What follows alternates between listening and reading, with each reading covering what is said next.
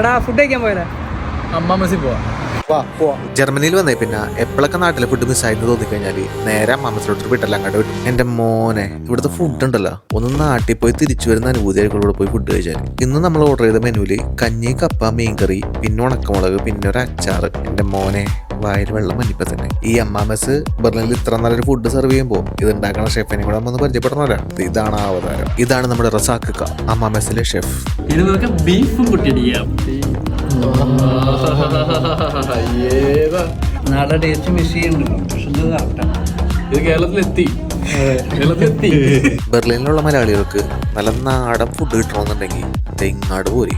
നല്ല കിടിലം പൊറോട്ട, കിടിലം ബീഫ്, നല്ല അടിച്ച സോഫ്റ്റ് സാധനം. ഇവിടെ മെനു ഒക്കെ എങ്ങനെയാണെന്ന് പറഞ്ഞേ. ബെർലിനിലുള്ളവർക്ക് ഈ ഹോട്ടലിലെ ലൊക്കേഷനും റസാഖയുടെ നമ്പറും കമന്റ് ബോക്സിൽ കൊടുത്തേക്കാം. അപ്പോൾ അടുത്തോടെ കാണുന്നവരെ ചൂസ്.